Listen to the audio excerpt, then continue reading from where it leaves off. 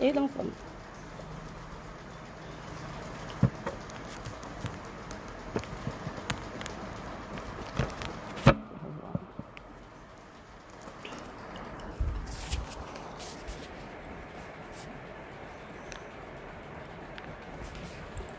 लोग वही बहुत इतना करते हैं, ये कर रही है।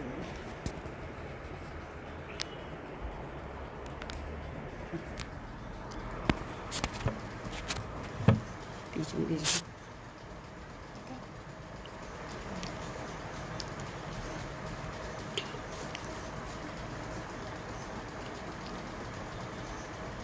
तारांजलि फाउंडेशन काव्य मंच पर फेसबुक लाइव के सस्वर गीत पाठ के कार्यक्रम में मैं प्रस्तुत हूँ। इस कार्यक्रम में सम्मिलित होने का सारा श्रेय शैलजा सिंह जी को जाता है।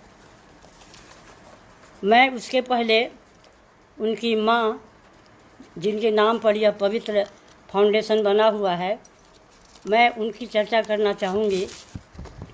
तारांजलि फाउंडेशन की अध्यक्ष तारा सिंह जी अंशुल,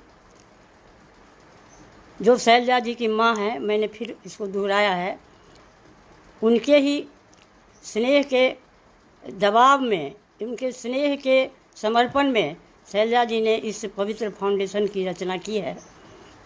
मैं उनका जितना भी आभार मानूं, उनकी माता श्री का आभार जितना भी मानूं, कम है। अगर उन्होंने यह अनुमति नहीं दी होती तो शैलजा जी ने यह फाउंडेशन नहीं बनाया होता ना।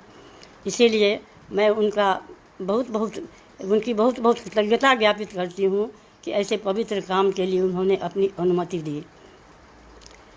श्री यशपाल सिंह जी चौहान और सुनीता सिंह जी चौहान, जो इस फाउंडेशन के सलाहकार हैं, ये दोनों भी हमारे अभिवादन के पात्र हैं, क्योंकि बिना उचित सलाह के, बिना ईमानदार संकेत के बिना ऐसा बड़ा काम नहीं होता। इसीलिए वे सब भी मैं उनके लिए भी अपनी कृतज्ञता ज्ञापित करती हूँ और उनको बहुत बहुत प्रणाम करती हूँ। और इनके साथ श्री राजवीर सिंह जी का भी मैं आभार मानूंगी, जिनके स्नेह सहयोग से फाउंडेशन इतनी प्रगति कर रहा है और क्षितिज नापने को प्रस्तुत है। मैं उनको भी अपना अभिवादन, अपना स्नेह आभार देती हूँ।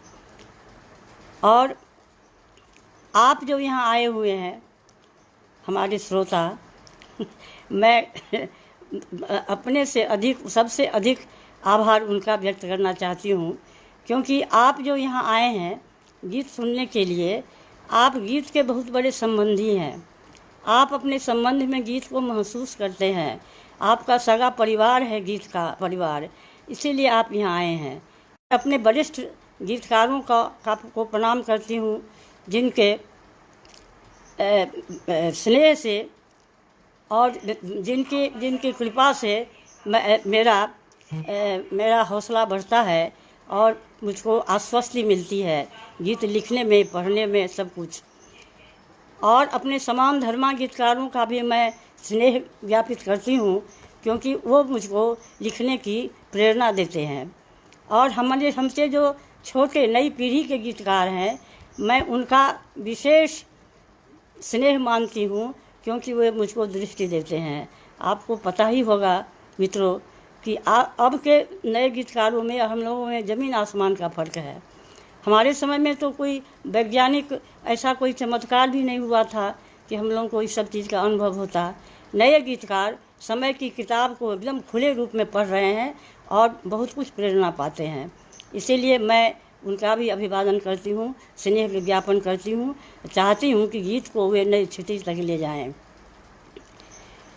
मैं अब जो गीत सुनने आए हैं आप, तो मैं अपना पहला गीत मैं प्रस्तुत कर रही हूँ। इंतजारों में बुना साया, गीत को मैंने कहा है, उसको गीत को नाम दिया है इंतजारों में बुना साया।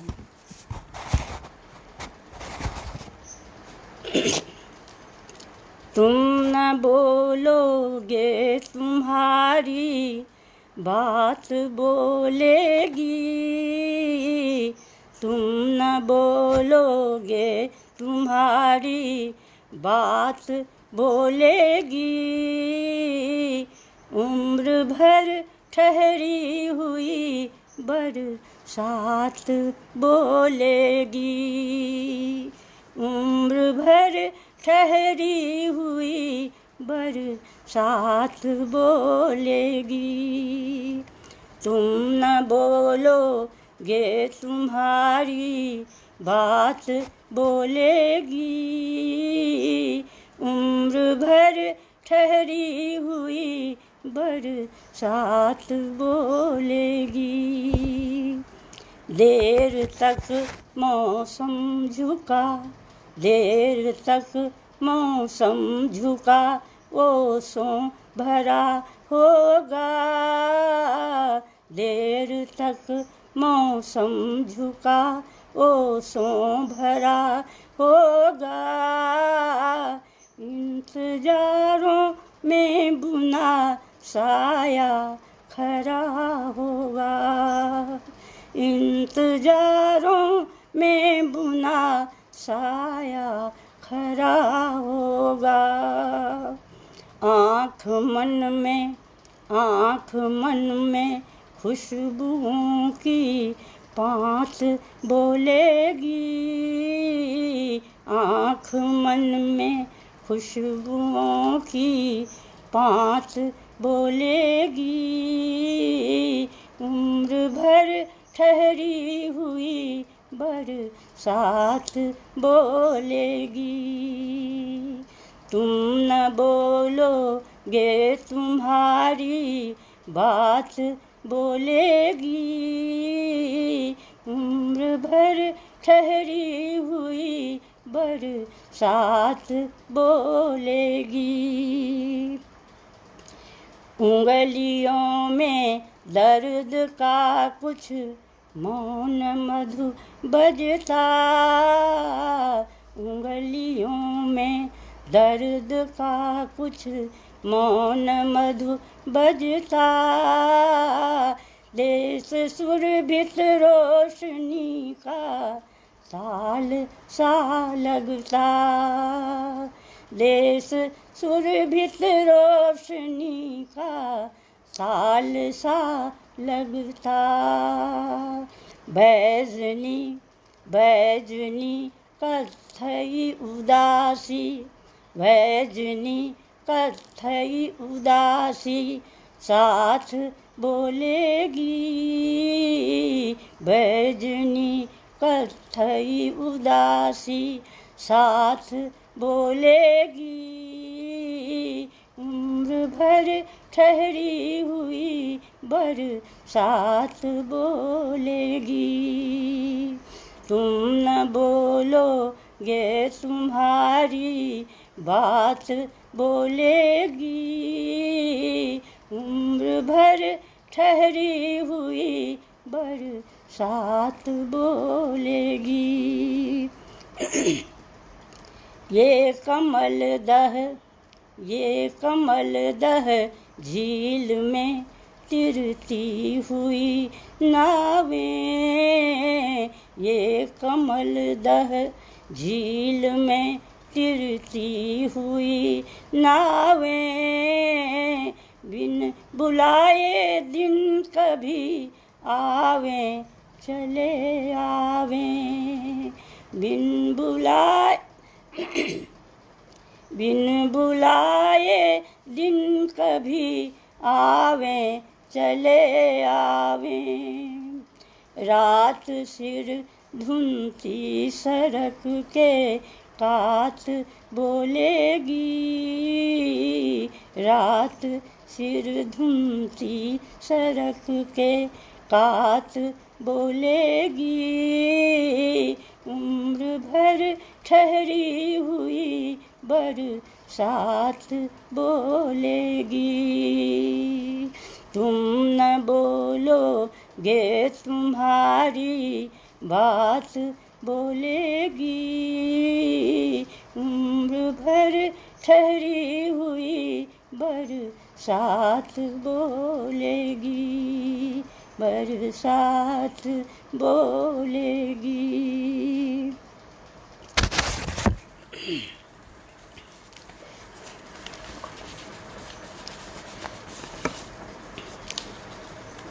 आप जो यहाँ मेरे गीतों को सुनने आए हैं मित्रों, मैं एक निवेदन आपसे कर दूं। मैंने बड़े बड़े गीतकारों को भी देखा है और उस शिल्प को मैंने पसंद नहीं किया है। गीत पढ़ने के समय लोग नाम ले लेकर आपका आभार, आपको प्रणाम, आप आए, बहुत अच्छा लगा, आप वो, ये सब उससे क्या होता है ना, मैं सोचती हूँ कि गीत की धार टूटती है और गीत के सुनने में एक तरह की बाधा पड़ती है। जो कहना है गीत के पहले कहिए चाहे बाद में कहिए, गीत के बीच में मैं सोचती हूँ कि नहीं कहना चाहिए। यह मेरा विचार है, मैं किसी पर थोप नहीं रही हूँ। एक बहुत साधारण गीतकार का यह अभिमत है। इसीलिए मैंने आप लोगों का नाम मैं देख भी रही हूँ, पहचान भी रही हूँ, तो मैं नहीं बोल रही हूँ इसलिए कि मैंने संवेद रूप से आप लोगों को प्रणाम किया है और आप लोगों की कृतज्ञता जाहिर की है। दूसरा गीत है फूल वाली आँख। फूल वाली आँख।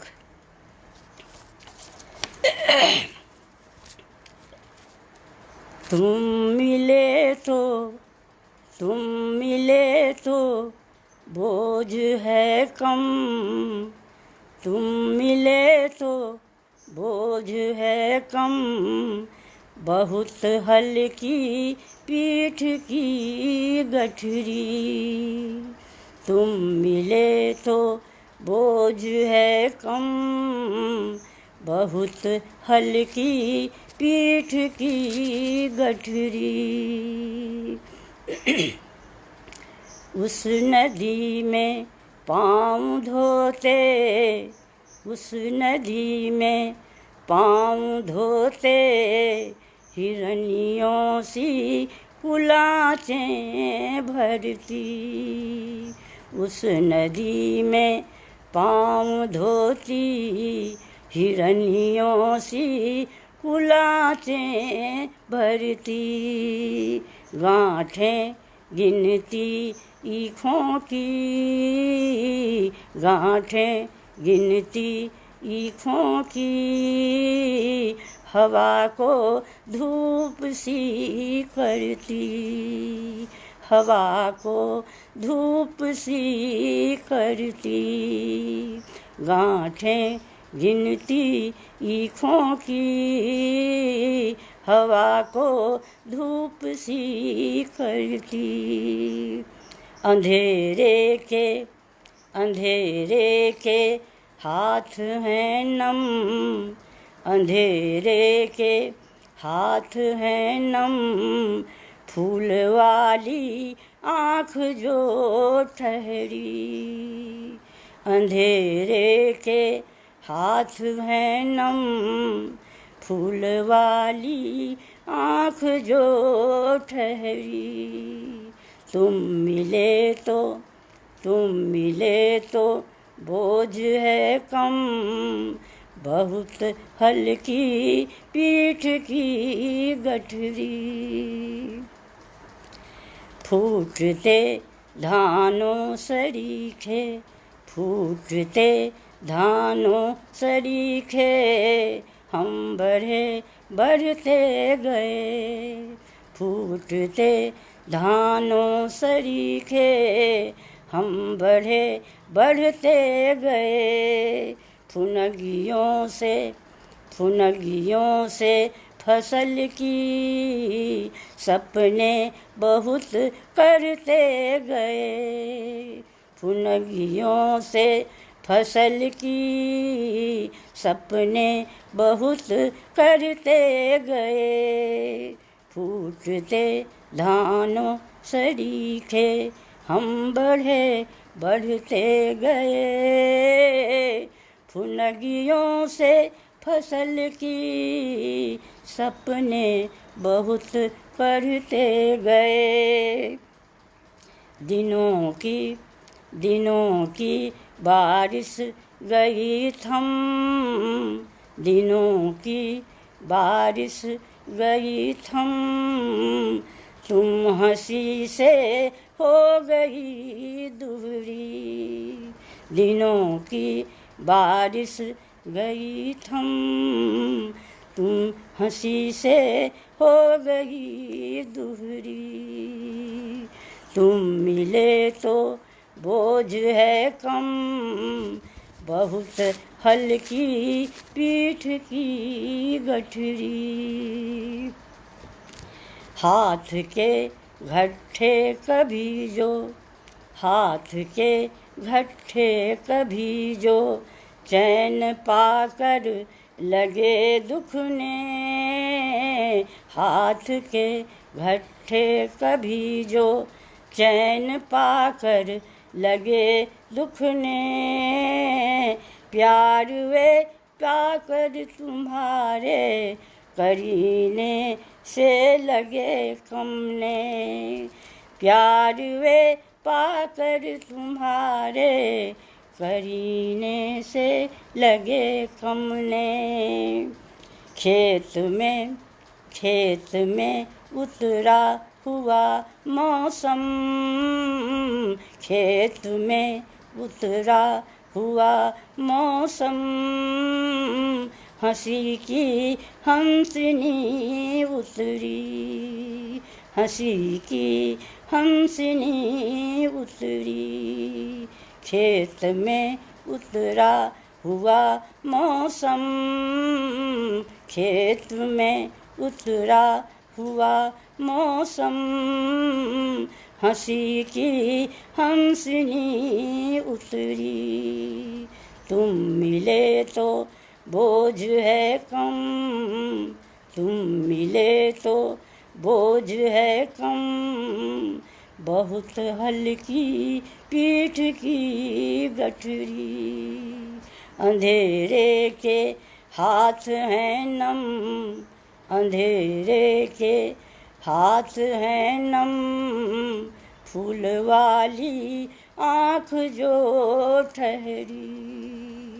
फूल वाली आँख जो ठहरी।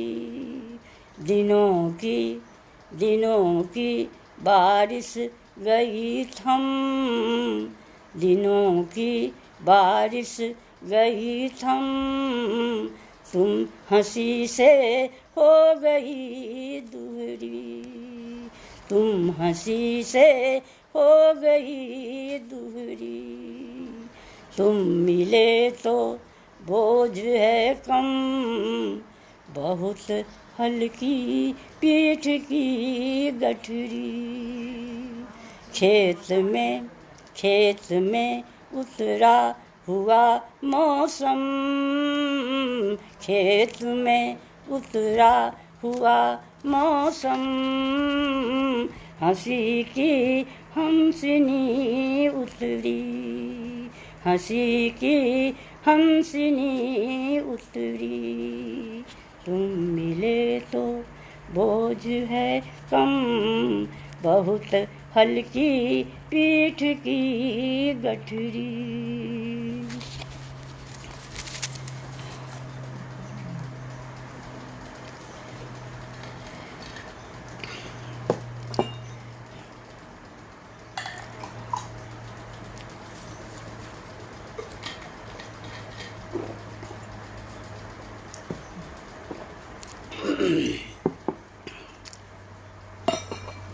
पानी पी पी के आपको सुनाती हूँ, अन्यथा न लीजिएगा।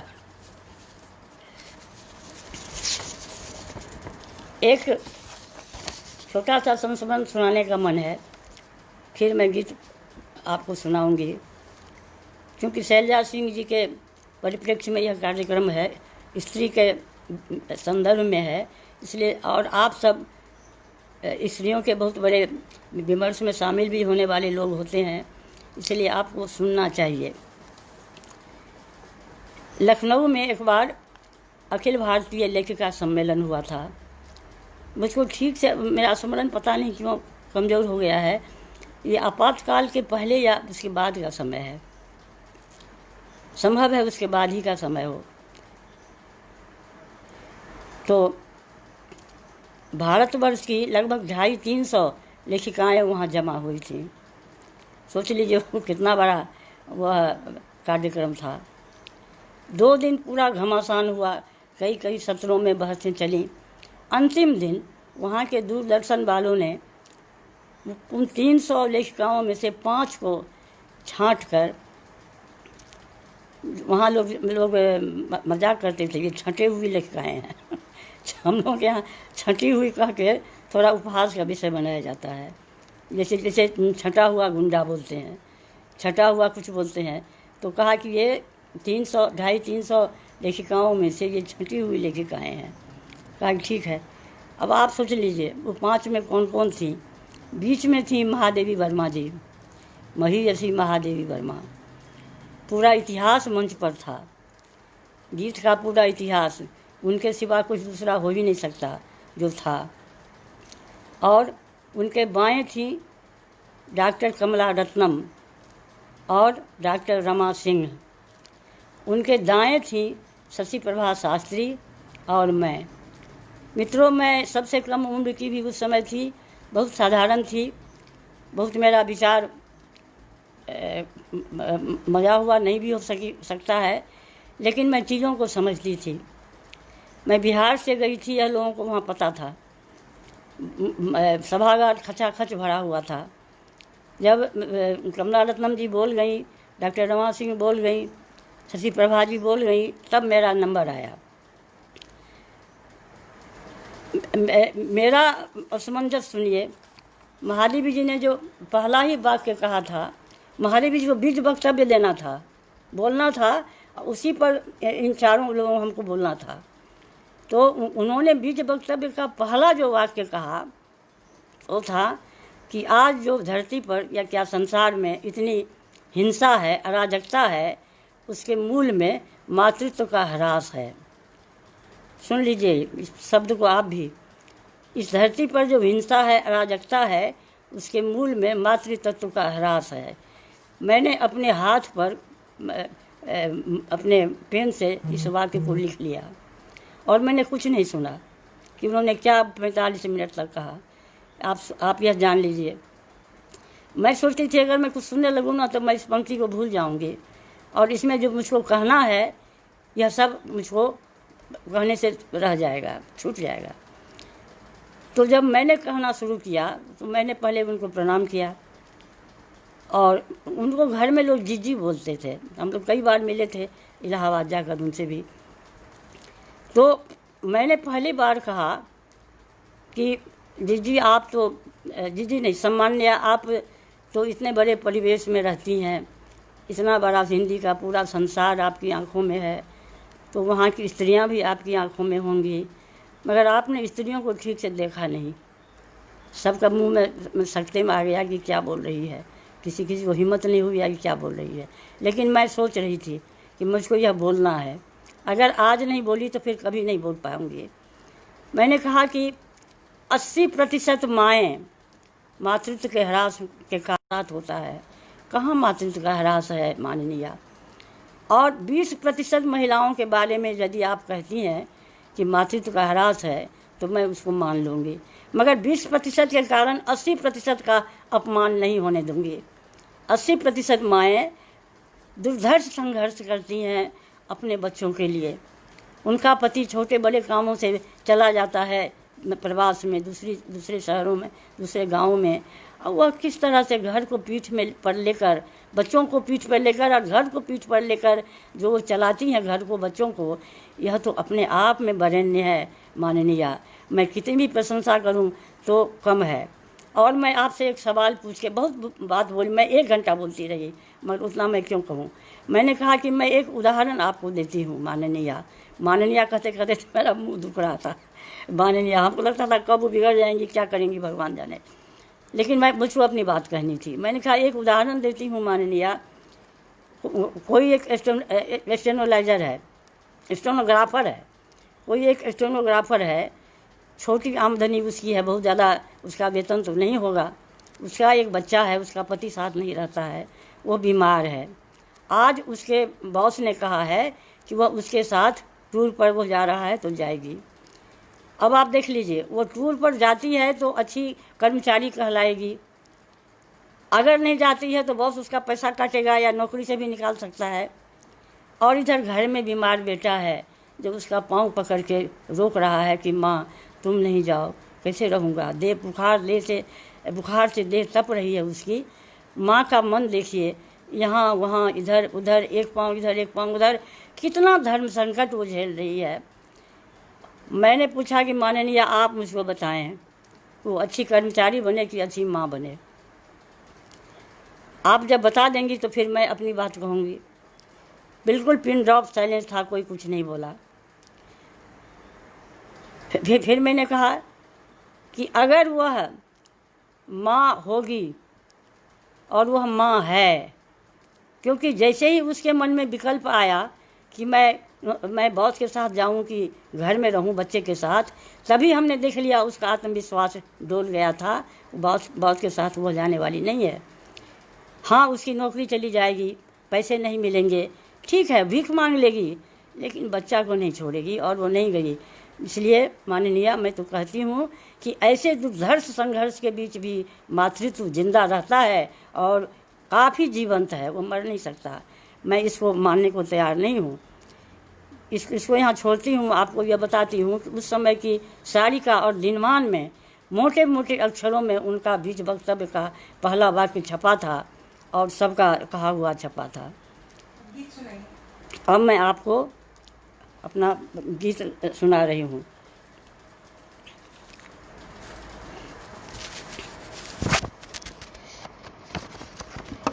ये गीत है धूप दिन की। इसको मैं यहीं आप ही के पटल पर सुना रही हूँ, यहाँ दूसरे की कार्यक्रम में नहीं सुनाया है।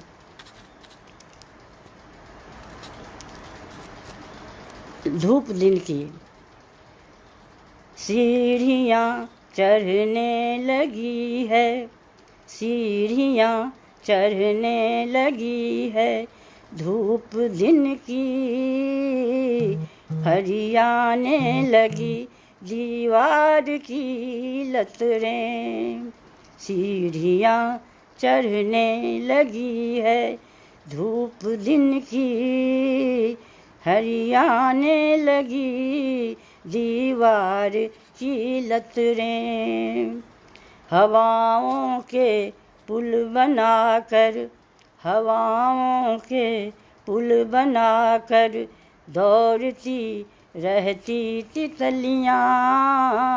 हवाओं के पुल बनाकर दौड़ती रहती तितलियाँ। गंध के मेले जगाती, गंध के मेले जगाती लाल पीली सी पंखुड़ियाँ। गंध के मेले जगाती लाल पीली सी पंखुड़ियाँ।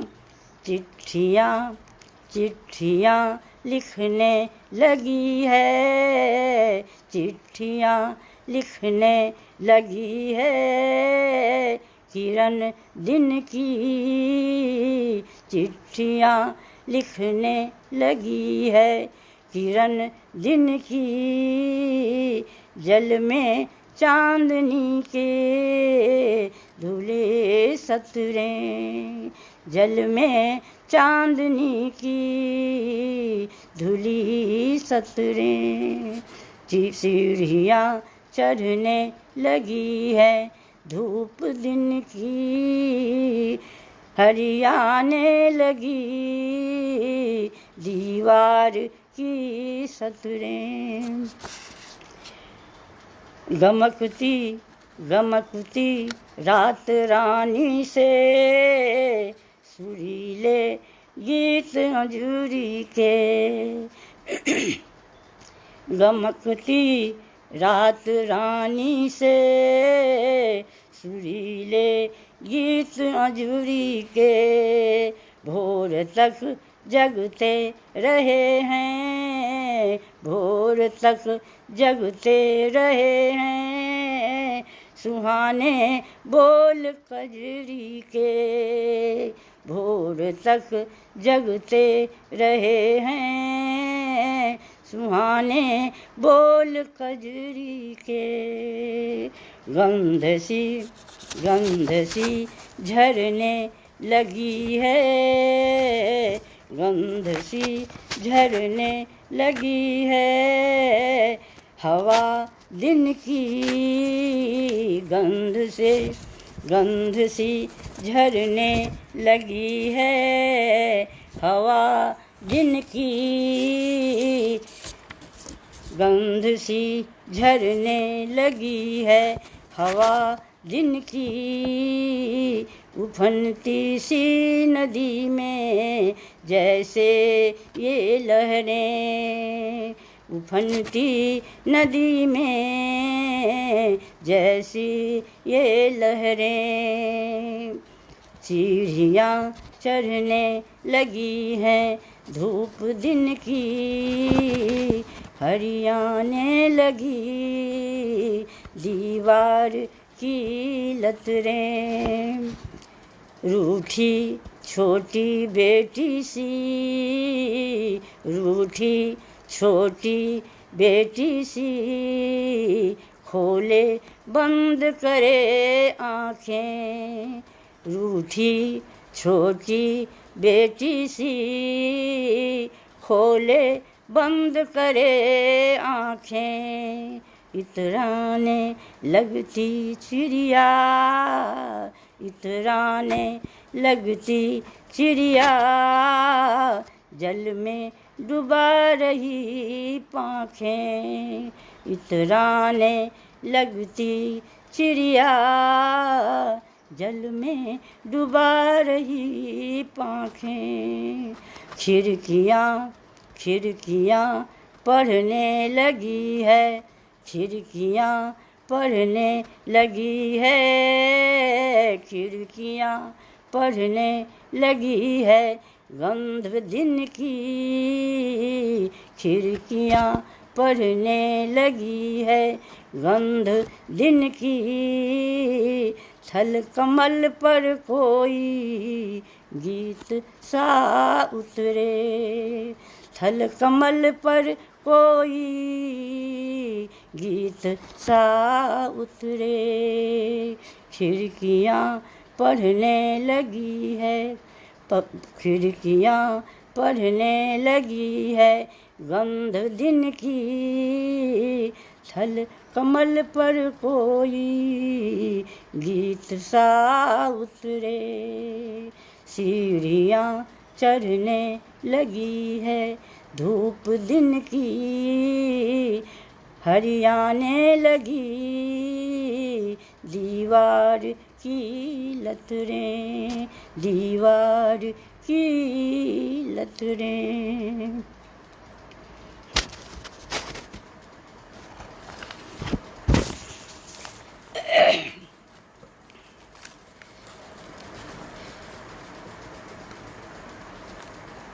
अब और गीत सुनना चाहेंगी आप लोग? क्या सुनाऊं? क्या मुझको नहीं पता है कि वो कितना समय है कितना नहीं है।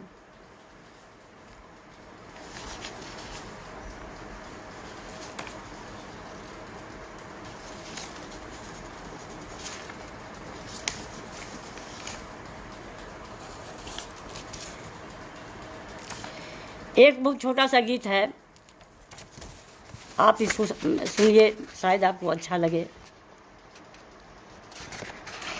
खुशबू के आखर, खुशबू के आखर, सहमे पत्ते डोले, सहमे पत्ते डोले, चिड़ियों की आँखों को खोले, सहमे पत्ते डोले, चिड़ियों की आँखों को खोले, हवा उधर से बहती आना, हवा उधर से बहती आना, खुशबू के आखर लिख जाना, खुशबू के आखर लिख जाना। सहमे सहमे पत्ते डोले, चिड़ियों की आँखों को खोले, हवा उधर से बहती जाना। खुशबू के आखर लिख जाना, खुशबू के आखर लिख जाना। नींदों में बतियाती पलकें, नींदों में बतियाती पलकें, आँखों के संगम पर चल के। नींदों में बतियाती पलकें, ओठों के संगम पर चल के। टुकड़े जोड़ रही दिन भर की, टुकड़े जोड़ रही दिन भर की, सांसों में जी का लिख जाना, सांसों में जी का लिख जाना। नींदों में बतियाती पलकें, ओठों के संगम पर चल के। टुकड़े जोड़ रही दिन भर की, टुकड़े जोड़ रही दिन भर की, सांसों में जी का लिख जाना। सहमे सहमे पत्ते डोले, चिड़ियों की आँखों को खोले, हवा उधर से बहती आना। खुशबू के आखर लिख जाना, खुशबू के आखर लिख जाना।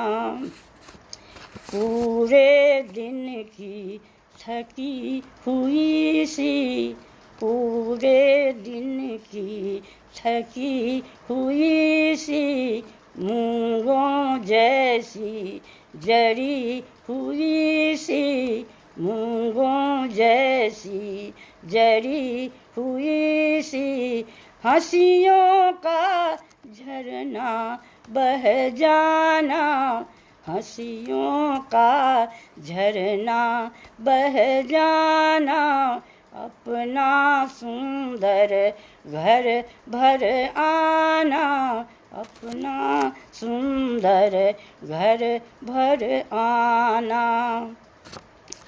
पूरे दिन की थकी हुई सी, मूंगों जैसी जड़ी हुई सी, हंसियों का झरना बह जाना।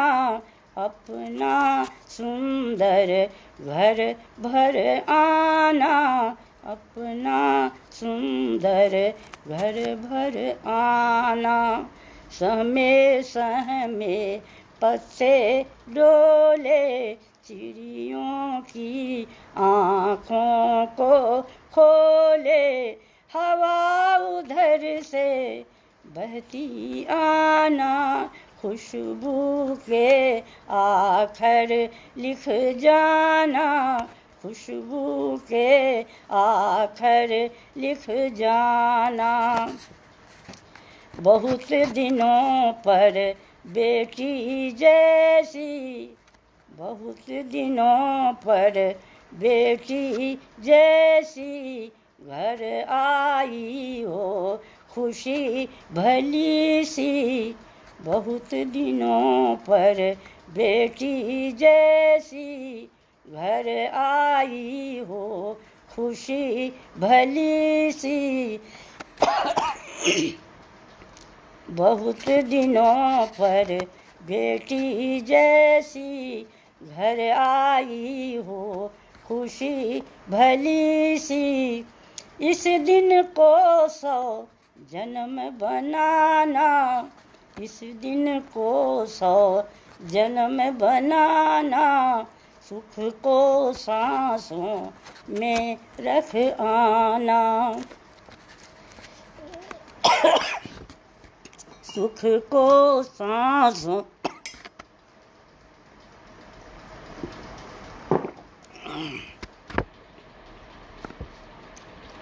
बाधा हुई। बहुत दिनों पर बेटी जैसी घर आई हो, खुशी भली सी, इस दिन को 100 जन्म बनाना, सुख को सांसों में रख आना, सुख को सांसों में रख आना, इस दिन को 100 जन्म बनाना, सुख को सांसों में रख आना। सहमे सहमे पत्ते डोले, चिड़ियों की आँखों को खोले, हवा उधर से बहती आना, खुशबू के आकर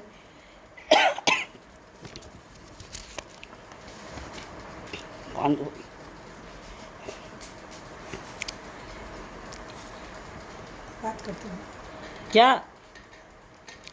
और सुनिएगा। और लिख रही है लोग, कहो क्या लिख रही। पानी ठंडा भी लेते हैं।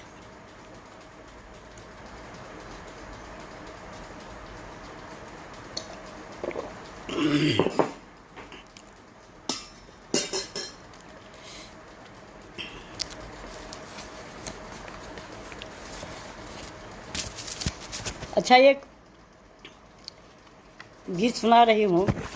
इस गीत का संदर्भ ये है, किसी भी कार्यक्रम में मैं इस गीत को ही पहला गीत सुनाती थी।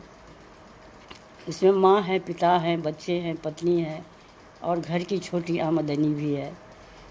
निम्न मध्यवर्गीय परिवार, घर परिवार का गीत है यह। हम सब अधिकांश लोग तो निम्न मध्यवर्गीय परिवार से ही आते हैं, इसलिए हम लोगों का संघर्ष, सुख दुख, आशा निराशा, जय पराजय सब एक तरह होते हैं। इस गीत में भी आपको यही अपनी आत्मीय ज़मीन मिलेगी। शायद आपको अच्छी लगे यह रचना।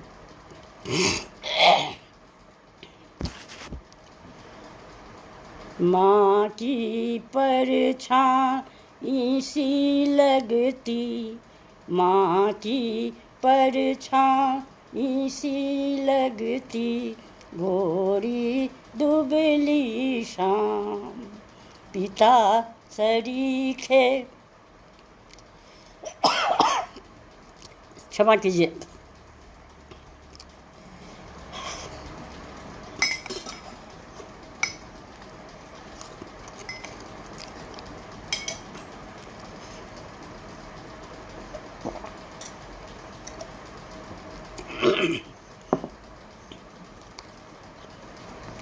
एक साथ बहुत गीत को सुनाने का इधर अभ्यास नहीं रहा है, इसलिए ऐसा होता है। माँ की परछाई सी लगती, गोरी दुबली शाम, पिता सरीखे दिन के माथे, चूने लगता घाम, दरवाजे के सांकल छाप, उंगलियों की ठहरी, दरवाजे के सांकल छाप, उंगलियों की ठहरी, भुनी हुई सूजी की मीठी गंध लिखी देहरी, भुनी हुई सूजी की मीठी गंध लिखी देहरी, याद बहुत आते हैं घर के, याद बहुत आते हैं घर के परिचय और प्रणाम। पिता सरीखे पिता सरीखे दिन के माथे चूने लगता घाम। उजले पीले कई कई संदर्भ सलोने से, उजले पीले कई कई संदर्भ सलोने से। तुतली जिद पर गुस्से लगते, तुतली जिद पर गुस्से लगते कांच खिलौने के। तुतली जिद पर तुतली जिद पर गुस्से लगते कांच खिलौने के।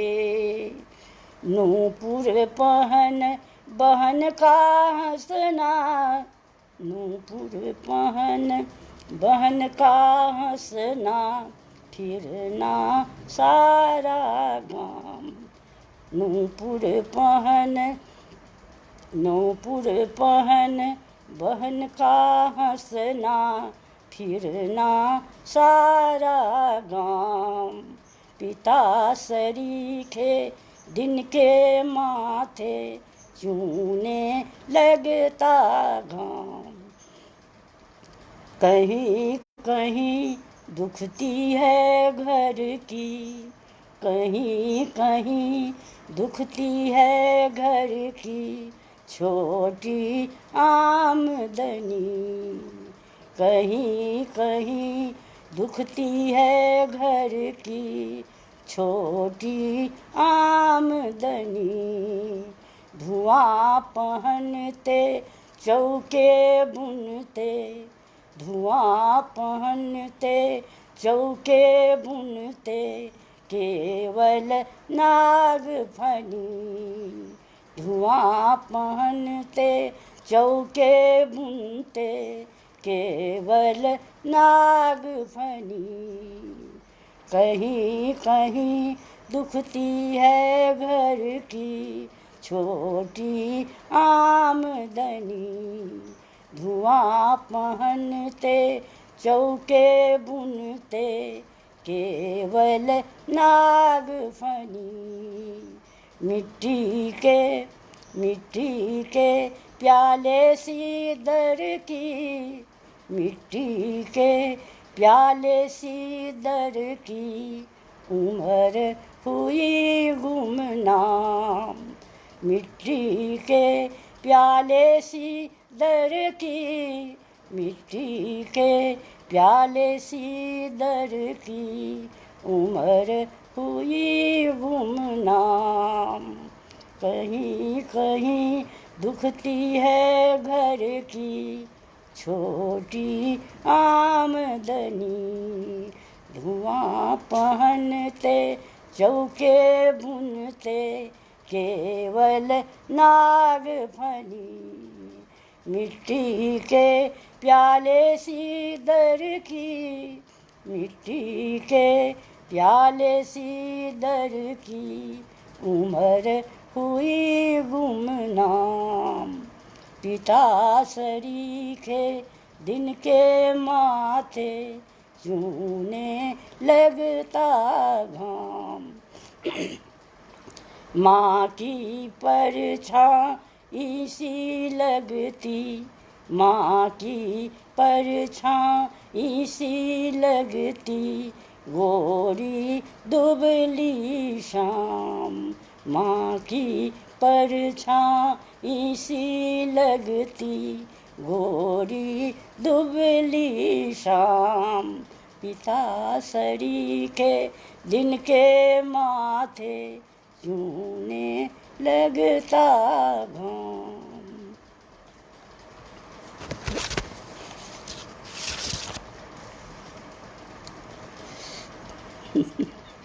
अब आप लोग डूब रहे होंगे तो हमको बता दें, मैं फिर आप लोगों को प्रणाम करके ये अलग हो जाऊंगी कम से कम।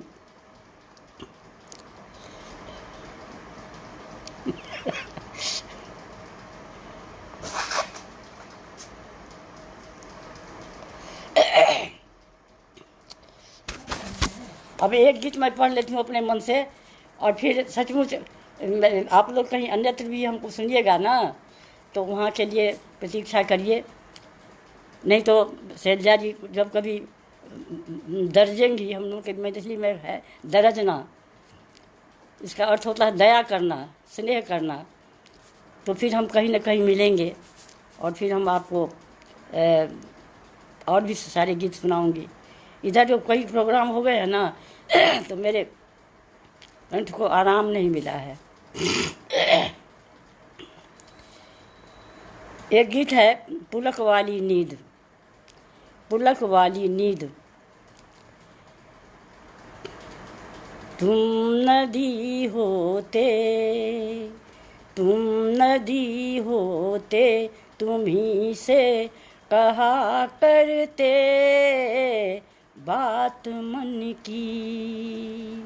तुम नदी होते, तुम ही से कहा करते बात मन की।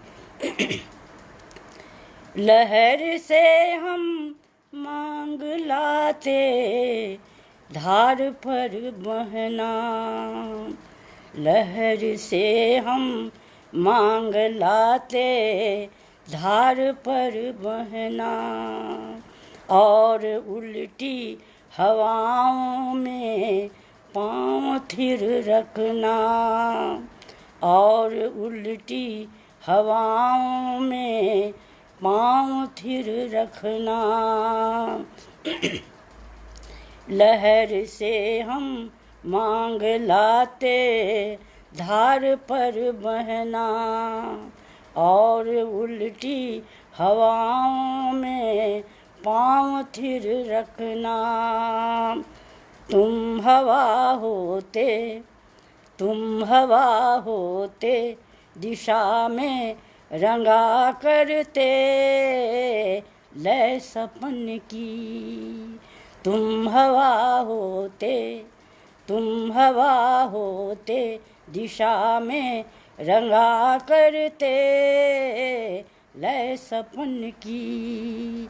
तुम नदी होते, तुम नदी होते, तुम ही से कहा करते बात मन की। उड़ानों से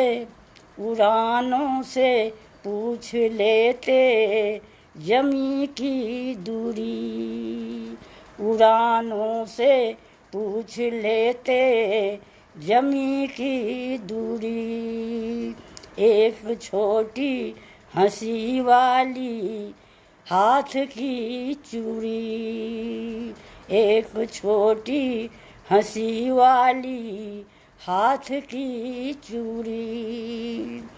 उड़ानों से पूछ लेते, उड़ानों से पूछ लेते जमी की दूरी। एक छोटी हंसी वाली हाथ की चूड़ी। धूप तुम होते, धूप तुम होते, चमक में लिखा करते। धूप तुम होते, चमक में लिखा करते छवि नमन की। धूप तुम होते, चमक में लिखा करते, चमक में लिखा करते छवि नमन की। धूप तुम होते, धूप तुम होते, चमक में लिखा करते छवि नमन की। तुम नदी होते, तुम नदी से कहा करते बात मन की। हरी पाँखों, हरी पाँखों में उतरती थकन दिन भर की, हरी पातों में उतरती थकन दिन भर की, पुलक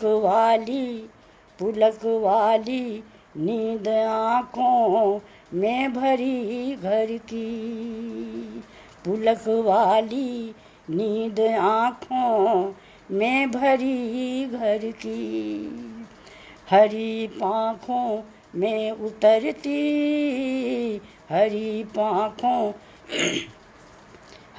पाँखों में उतरती थकन दिन भर की, पुलक वाली नींद आँखों में भरी घर की। तुम गगन होते मेघ की लिखत पढ़ते 100 जन्म की, मेघ तुम गगन होते मेघ की लिखत पढ़ते 100 जन्म की, मेघ तुम होते गगन तुम होते लिखत में पढ़ा करते 100 जन्म की। तुम नदी होते तुम ही से कहा करते बात मन की, तुम हवा होते दिशा में रंगा करते लय सपन की, उड़ानों से पूछ लेते जमी की दूरी, उड़ानों से पूछ लेते जमी की दूरी, एक छोटी हंसी वाली हाथ की चूड़ी, एक छोटी हंसी वाली हाथ की चूड़ी, धूप तुम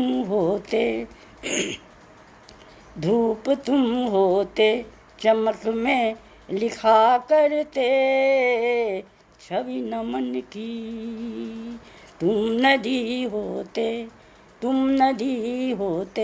तुम ही से कहा करते बात मन की, बात मन की, बात मन की।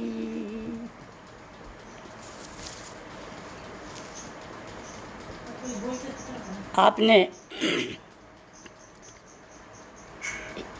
1 घंटा तो मुझको सुना है, शायद क्या ठीक ही है। यदि आप पूरे नहीं होंगे तो मुझको खुशी होगी। मैं जब थोड़ा मेरी क्या गलती है, मेरा गीत के प्रति अपराध भी है कि जब मैं कॉन्शस हो जाती हूँ तब मेरा सब कुछ साथ छोड़ देता है। ऐसे अगर मैं कहीं अनचोखे जिसको कहते हैं अकस्मात में गाऊं तो मेरा स्वर साथ देता है। पहले मेरा स्वर बहुत अच्छा था, इसको आप मेरा बड़बोलापन नहीं समझिएगा। गीत के मंचों पर माहेश्वर तिवारी, बुद्धिनाथ मिश्र और मैं त्रिमूर्ति कही जाते थे हम लोग। जिस मंच पर हम लोग चले जाते थे वह मंच बहुत ही ज़्यादा सफल मंच होता था। और जब किसी मंच पर एक नहीं होता था तो लोग पूछने लगते थे कि वो क्यों नहीं है, उसको क्यों नहीं आप लोग लाए। हमने तो सबको आमंत्रण दिया था। ये हाल था। हम लोग बहुत ज़्यादा बाप रे बाप, कहाँ कश्मीर से लेकर कन्याकुमारी तक हम लोगों ने कभी मंच पर सस्वर गीत पाठ किया है। या आपको मैं, क्योंकि हमारे आप संबंधी हुए गीतों के संबंधी, इसको आप जान लीजिए। कश्मीर से लेकर कन्याकुमारी तक मैंने गीतों की यात्रा की है, सस्वर गीत पाठ किया है। और उस समय मुझको थकान भी नहीं होती थी, स्वर भी ठीक नहीं, स्वर भी कभी थरथराता नहीं था, खराब नहीं होता था। अब थोड़ा अपराध बोध होने लगता है, उम्र के कारण या क्या पता नहीं, आप लोग कहिएगा। अगर यह ठीक ठाक हुआ होगा तो मुझको खुशी होगी। मैं फिर से तारांजलि फाउंडेशन की अधिनेत्री स्वामिनी तारा अंशुल जी से अपना प्रणाम निवेदन करती हूँ और कहती हूँ कि ऐसी शैलजा सिंह कई हों, कई बनाए वो कि गीतों को आकाश मिले, धरती से ऊपर उठे और गीतों का इतिहास उनके साथ चले, गीत उनका आभारी रहेगा। आप हाँ, एक बात वो मैं कहना चाहती थी, भूल गई। मेरा घर सहरसा ज़िला में है, कासिमपुर गांव में मेरा जन्म हुआ। वहाँ से थोड़ी दूर पर महिषी, वहाँ तारापीठ है। बचपन में दादी के साथ मैं बहुत बार गई हूँ। मुझको आपका नाम पढ़ते ही वो तारापीठ का स्मरण हो आया और मैंने प्रणाम किया। वह प्रणाम आपको भी गया होगा। और शैलजा जी तो बहुत प्रिय है। उन्होंने तो ऐसा काम किया कि अपने सलाहकारों को लेकर, और वो जो उनके जो एक और भी प्रिय मित्र हैं, उनके अभिभावक होंगे, उनके साथ उन्होंने बहुत बड़ा यह गीतों के की मिट्टी पर एक बहुत बड़ा गुंबद खड़ा किया है। मैं चाहती हूँ कि बरस दर बरस यह गुंबद बना रहे, उसका रंग रोगन कभी नहीं उखड़े। और हमारे जैसे कई, मैं तो बहुत साधारण गीतकार हूँ मित्रों, अच्छे अच्छे गीतकारों को शैलजा जी बुलाएं और आप लोगों को गीत सुनने को मिले। मैं एक बात और कहना चाहती हूँ, आपके लिए भी मैं कृतज्ञ हूँ। आप अपना काम धाम छोड़कर गीत सुनने आए, यह कितनी बड़ी बात है। आप चाहते तो घर का काम करते, बच्चों को पढ़ाते लिखाते, आप बाजार निकलते तो सब्जियां भी लाते, आप गीत सुनने आए, कितनी बड़ी बात है। हम तो एकदम निहाल हो गए, धन्य हो गए कि ऐसे भी लोग हैं धरती पर। गीतों के रखवाले हैं आप, गीतों के रखवाले। आप ही से गीत की रक्षा होगी। और वो जो गीत नहीं लिखते हैं, वे जो आए होंगे, तो वो तो हमारे सबसे बड़े, हम उनका कर्ज अपने पर अनुभव करते हैं कि वो सुनने के लिए आए। असल में उनके हृदय में गीत की संवेदना अवश्य होगी। संवेदना नहीं होती, न वो आते न वो सुनते। इसलिए उनको मैं बार बार प्रणाम करती हूँ और चाहती हूँ कि ऐसे लोगों को शैलजा जी एकजुट करें और गीतों को नया क्षितिज दें जो दूसरे के लिए अनुकरणीय हो। ठीक है, सबको धन्यवाद, सबको प्रणाम।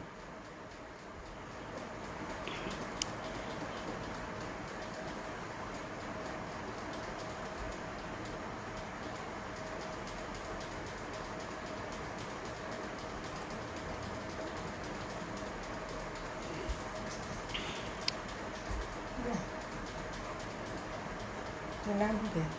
हाँ, प्रणाम कर लिया हमने, सबको प्रणाम कर लिया।